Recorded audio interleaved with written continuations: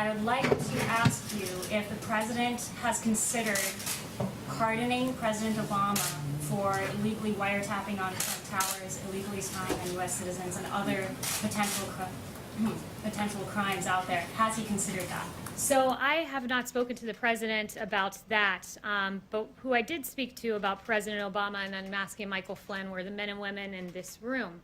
I haven't spoken to him on that specific point, have spoken to him about the matter generally, and I laid out a series of questions that any good journalist would want to answer about why people were unmasked, and all sorts of questions. And I just wanted to follow up with you guys on that. Did anyone take it upon themselves to pose any questions about Michael Flynn and unmasking the President Obama spokesperson? Oh, not a single journalist has posed that question. But okay. Michael Flynn's name wasn't So matched. I would like to Kayleigh. lay out a series of questions, and perhaps if I write them out in a slide format, maybe we're visual learners and you guys will follow up with journalistic curiosity. So number one, why did the Obama administration use opposition research funded by a political organization and filled with foreign dirt to surveil members of the Trump campaign? Number two, why was Lieutenant General Michael Flynn unmasked?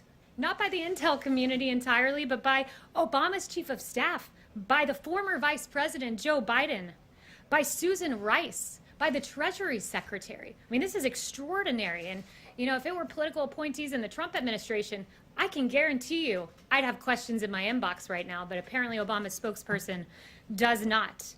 Why was Flynn's identity leaked? In a criminal act. It is a criminal act to leak the identity of Michael Flynn to the press, but it happened. Where are the questions to Obama's spokesperson? Because my team would be running around this building should this have happened under the Trump administration.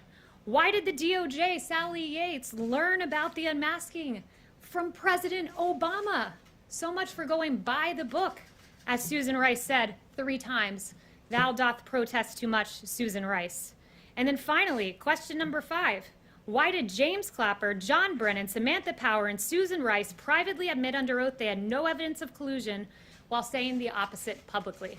It's a long weekend. You guys have 3 days to follow up on those questions, and I certainly hope the next time I ask, some hands go up, because Obama's spokesperson should be asked those questions, because President Trump's spokespeople certainly would be.